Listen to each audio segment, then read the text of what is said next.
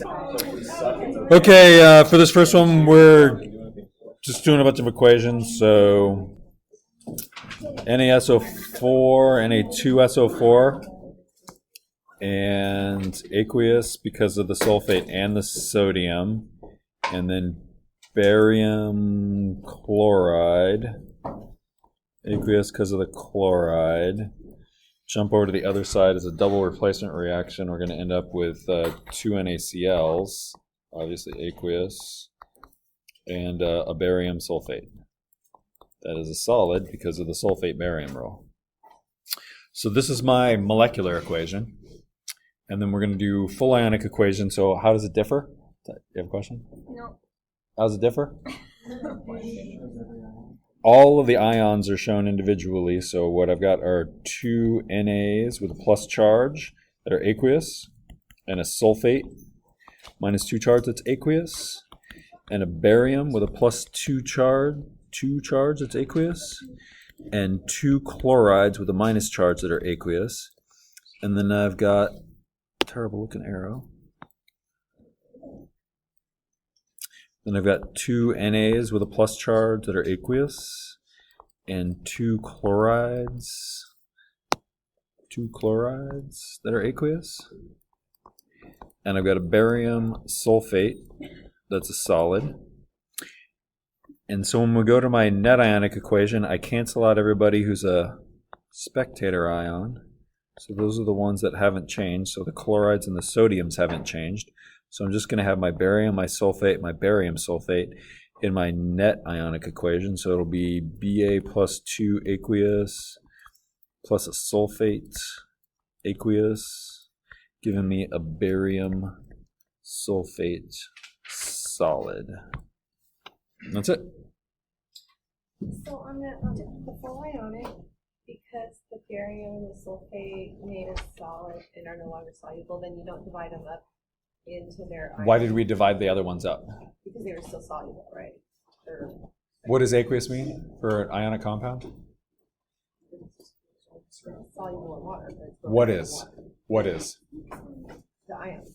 The ions are individualized, right? They are actually physically separated from each other and broken apart. So in the full ionic, we're writing what's actually happening. Okay. So why don't I do that for the ones that are solids? Because they're not apart. They're not apart. Okay. I leave them. This is the true nature of what's going on in the reaction, the net ionic equation. Sorry, the full ionic equation. This is showing you who's together, and if they stay together, then they stay together. If it's a solid, it's a solid. It doesn't dissolve when it's in the water. So, okay.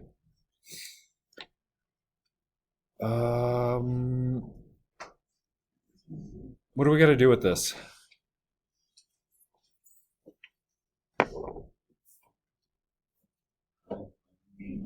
Final temperature. Anything else we got to do with this?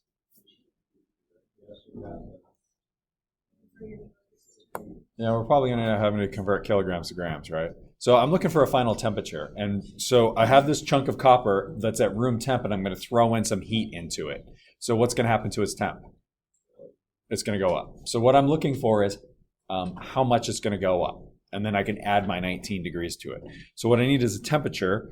And so we've got grams degrees C, 0.092 calories. What is that? That's a specific heat for copper. How come it's written upside down? Fred, I didn't hear you. What are we looking for? We're looking for a temperature. So what unit do I have in the numerator? A temperature unit, Celsius. So I put it upside down so I could get the unit that I want where I want it, what we usually do. And now I need to get rid of the other units that came along with it, which are the grams and the calories. So I've got 350 calories here, and the calorie unit cancels out. And then I'm looking to cancel out the grams. So I've got 1.2 kilograms here. And so if I put 1 kilogram up here, I can put 1,000 grams down here. And then the kilograms and the grams cancel. And the only unit that's left is my degree C. And so my answer, degree C here. And what do we got? Probably a lot.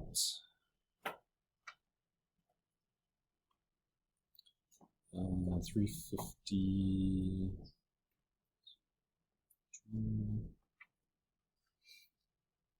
No, not a lot. Oh, because it was 1.2 kilograms. That's right. So we're looking at 3.8 degrees C.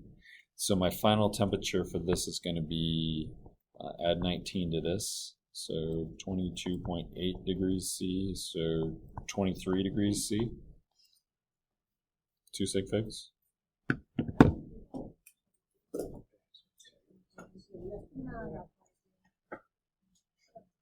What? Why 22?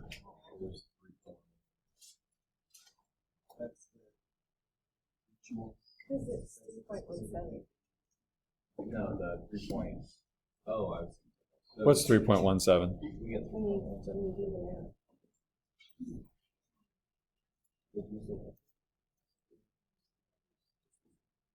math. Sorry, not 3.8, 3.17. My bad. Let me erase all this. I know. I'm actually. 3.17, so then it's 19.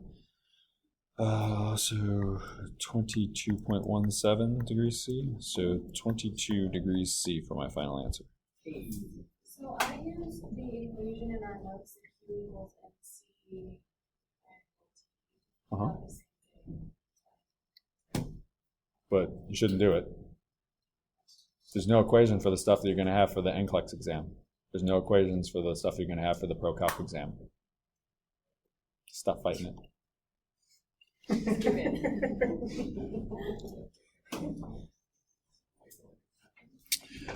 I think I got like 5 emails about this question, and all 5 of them were the same problem.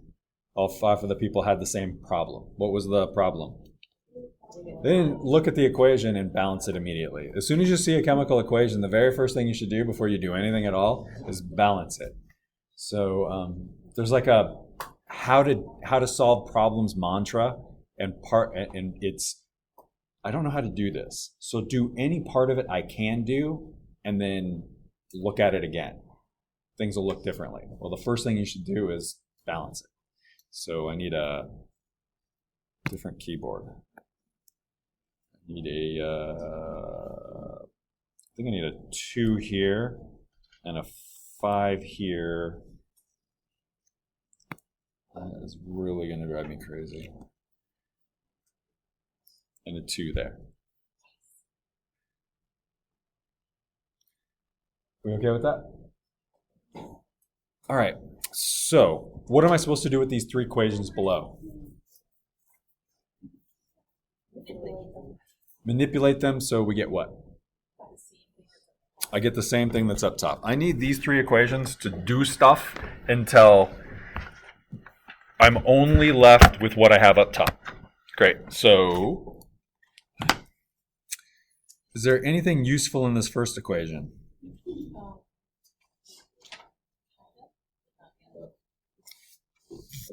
I need oxygen. I need oxygen for this problem. I don't need that number of oxygen, but I need oxygen. So is the oxygen on the correct side? Yeah, so we'll just leave that one alone for right now. How about this next one? Is anything in here I need?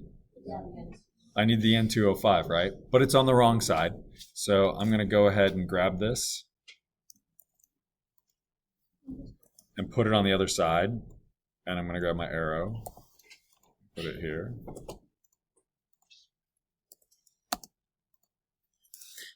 And then I need to change this sign from negative to positive because I just flipped the equation around. All right.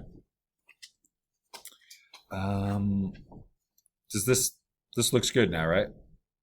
No, it doesn't. Why is it not good?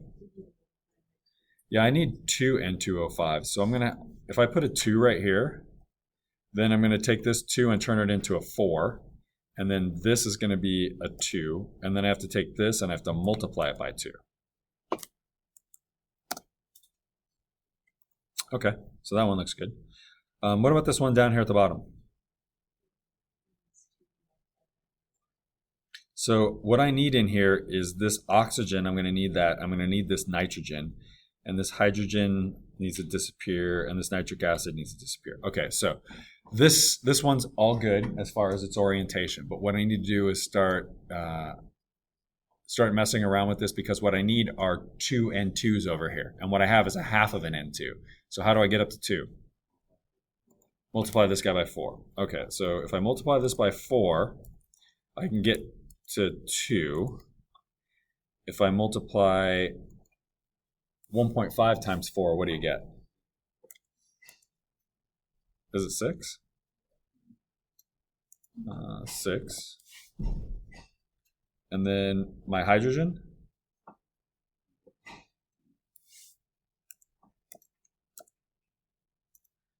And my nitric acid?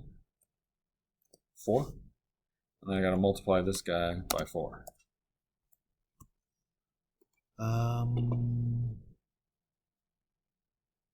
Okay.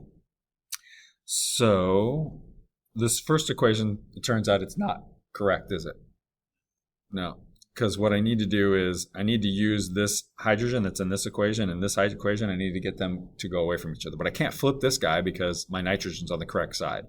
So I'm going to flip this one up here. Control X, Control V, Control X, Control.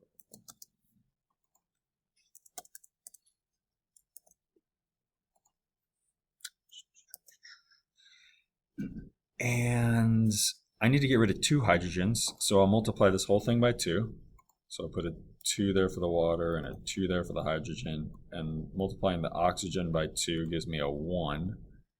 And then I gotta multiply this guy out here by 2. And then, what? Yeah, I flopped the equation around, so this guy has to go to positive. So then what I can do is, so there's 2 liquid water molecules here, and those 2 liquid water molecules cancel out.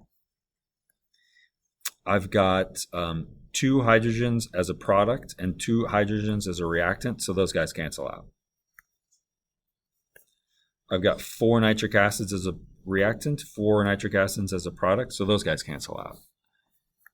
And lastly, got 1 oxygen over here. So that's going to cancel out with 1 of these to make leaving 5 oxygens, which is great because now I've got 2 dinitrogen pentoxides. I've got 5 oxygens for my 5 oxygens. And then I've got 2 N2s for my 2 N2s. And then everything else is canceled out. So that worked out. So what do I need to do lastly? Just add them all up. So what do we got here? 285.8 times 2 plus 76.6 times 2 plus negative 174.1 times 4. So all of this adds up to 28.4 kilojoules. That's enough sig figs. So is this an endothermic or an exothermic reaction? Endo, because I'm having to shove it in 28.4 kilojoules to make this guy work.